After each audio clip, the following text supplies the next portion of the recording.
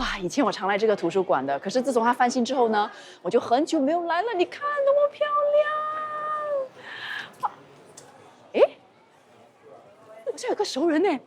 哦，部长，你好。部长在看什么书啊？我正好在看这本三毛写的老书，撒哈拉的故事。我以前念中学的时候呢，就喜欢看三毛的小说，而且很向往他所形容的那种情景，因为他旅居西班牙，那个时候说要行万里路比较难，但是可以读万卷书。但现在我觉得图书馆好像借书也越来越方便。对呀，比如说要出国公干，又或者是要去休闲旅游，我都会带一本书。但是现在你不需要局限自己带一本书，你可以通过图书馆的应用程序，无时无刻的有书本陪伴在身边，10本都行，20本都行，没问题。那真好。其实我很久都没有来这个图书馆，你觉得怎么样？我倒是还没有参观整个图书馆，我想要看看你愿不愿意陪我一起去参观。当然，好。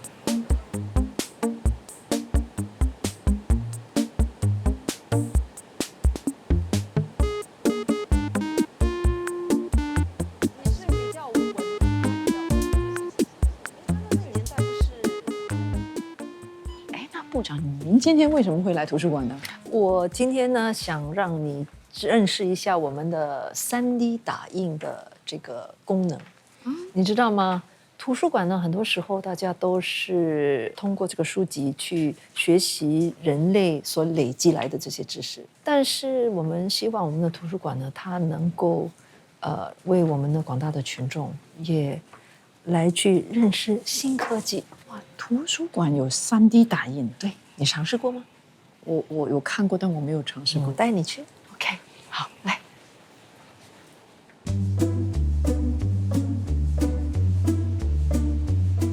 来 ，Joanne， 我带你认识我们国家图书管理局的同事，负责3D 打印的瑞健。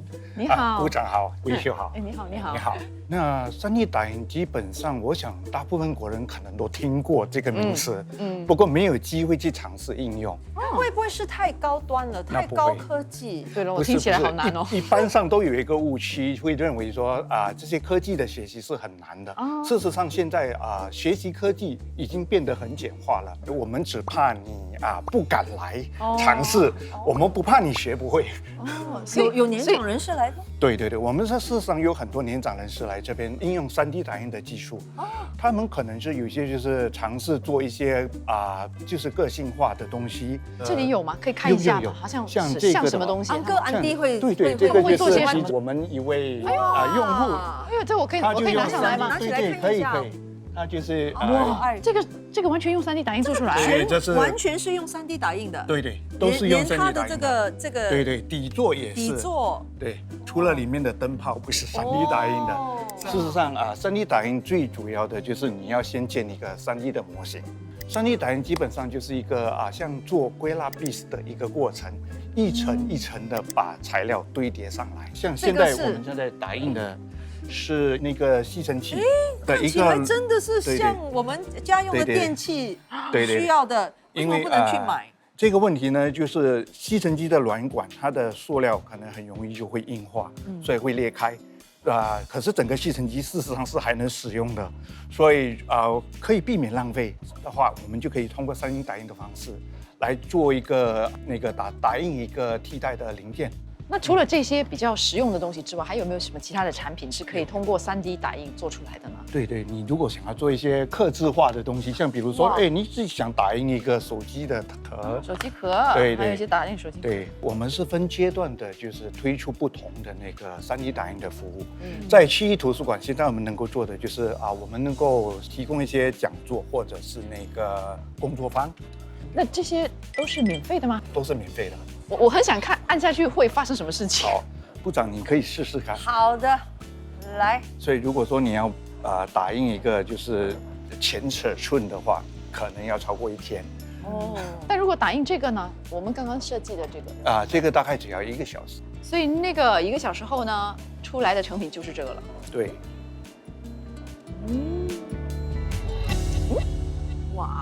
我们现在来到了另外一个区，对，你有听说过生成式人工智能 （generative AI）？有。如果我们能够应用生成式人工智能，把已故的历史性的人物他们的想法、他们的经历，能够更生动地呈现在我们的广大的读者群当中，是不是一个非常好的一个事情？其中出来的一个新的产品就叫这个聊天书。哦，聊天书啊，对。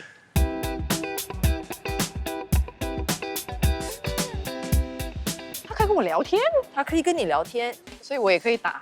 建国时代的一个领导拉尔热男，哇，有一本书是关于他的人生经历，他的政治。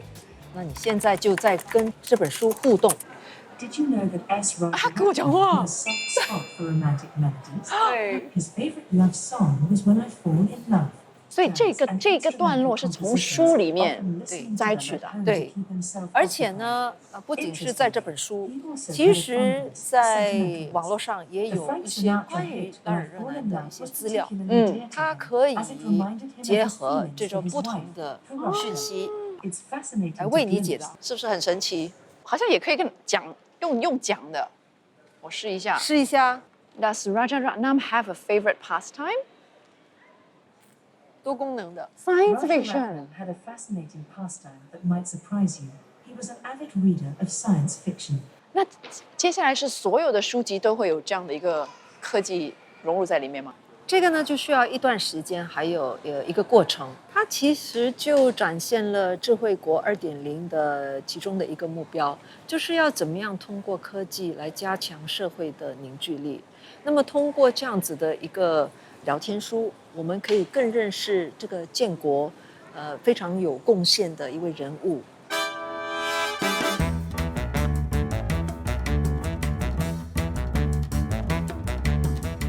部长，我知道图书馆呢经常都会有一些很有趣的展出。是的，我今天就介绍你认识一位设计大师。来 ，Don，good to see you。你跟我们说一下，你们今天在这里做一些什么样的展览？我们这次的项目其实是邀请了一些老年人和我们一起设计未来的车，老年人来设计未来的车。其实我们在设计的时候都是在寻找一种正确的错误，因为正确的错误，对，因为在找创新嘛，从老年人身上他们生活经验、他们的故事，可以发掘很多。像我们跟一些阿嬷，他们在讨论车应该怎样做的时候，他们会提到说，他儿子很喜欢骑摩托车，享受那个风的感觉嘛。所以他这些故事可以帮我们想出一些真的很不一样的自动驾驶车。我让你看一下吧。好的。我会做好我的儿子了。OK， 好。今天我们要利用这个工具叫做 AI。我们用 AI 的时候呢，可以先有点子，然后用 AI 呈现出一个构图。所以这些电动汽车都还没有被生产没有。所以是在这个设计过程当中，希望寻求到一些新的突破。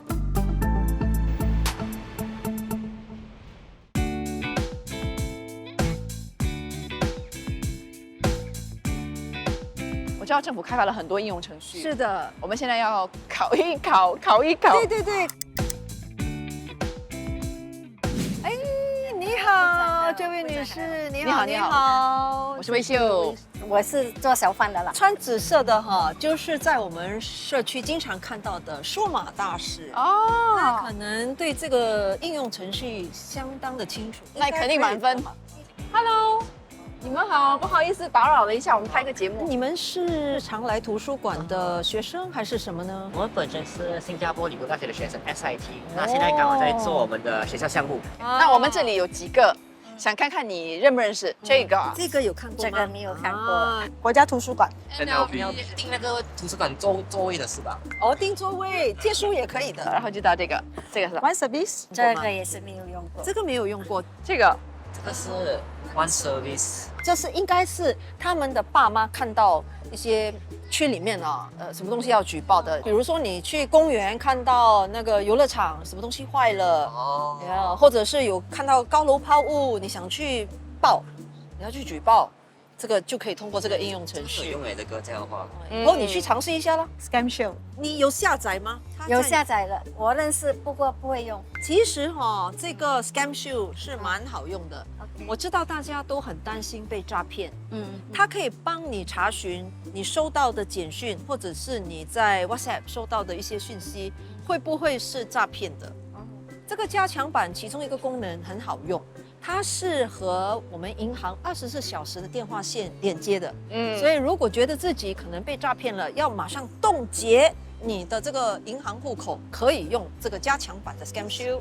哇，真的是满分哎！因为它是数码大使。数码大使呢，其实是在新加坡数码转型办事处呢，我们提供人民社区对，特别是针对年长者提供不同的课程，在这个数码终身教育的框架下呢，针对5个部分。其中包括设置和使用设备，那当然还有如何在上网沟通，还有就是上网搜索资料，那还有上网交易，那最重要的是如何安全、明智和友善的上网。对对，你们的同学当中有人被诈骗过吗？目前来说应该是比较多，是我爸妈的辈分比较听到比较多。真的吗？你以为都是比较年纪比较大的人被诈骗是吗？其实按照数据其实是年轻人被诈骗的更多，所以你们不要掉以轻心哦。好。哎，你好，你好。来，我们在做一个节目，然后想要问你，知不知道什么叫深伪视频？身为deepfake 吗？啊，对。其实我发现，就是因为现在诈骗已经越来越高科技，对，越来越高科技了，甚至有我们所谓的深伪叫 deepfake。对。在 TikTok 那些有看过。你觉得你马上看的话，你马上可以认出这个是假的吗？有听说过？有看过吗？我不知道我看的视频是真的还是假的。我觉得我们来考一考。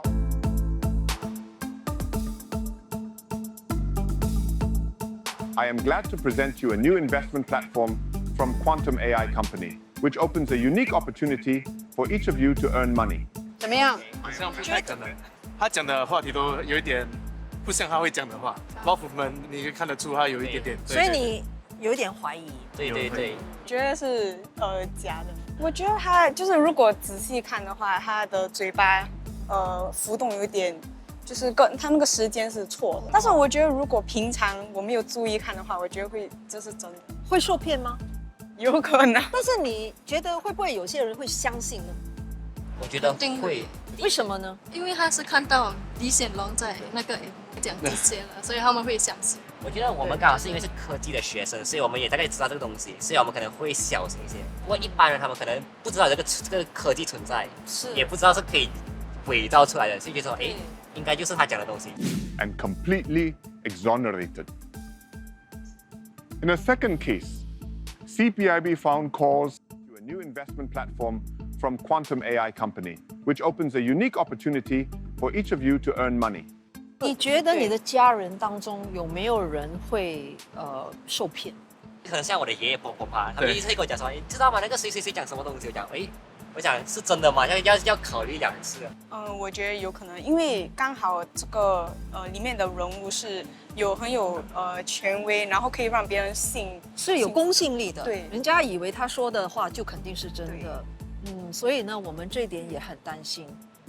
就在这个月，我们在国会推出了一套新的法令，就是深伪视频或者是深伪的一些内容，如果是在选举的时候引用，把一些候选人说没有说过的话，或者是做他没有做过的事情，这将会是违法的。其实我们可能也要提高大家的一种意识，对，让更多人知道，现在已经有这样的科技可以达到这样的效果。所以在看到任何视频或者收到任何信息的时候，应该要多思考，对，就不要马上就相信是真的。所以我们所谓的这个智慧国2.0，公共教育也是非常重要，我们也必须从年轻人下手。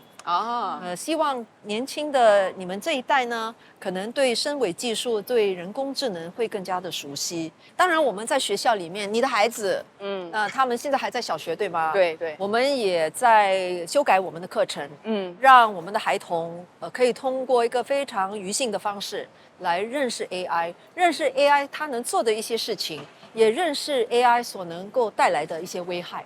希望他们呢从小就更加的去理解这个科技。谢谢部长今天带我参观了图书馆，也让我了解到科技怎么融入到我们的生活中。我也很乐意和你分享我们智慧国2.0的核心意义，那就是呢，怎么样把科技成为我们个人、企业和社会的一种助力，而不是阻力。说得很好，谢谢你，谢谢你，也同样谢谢你。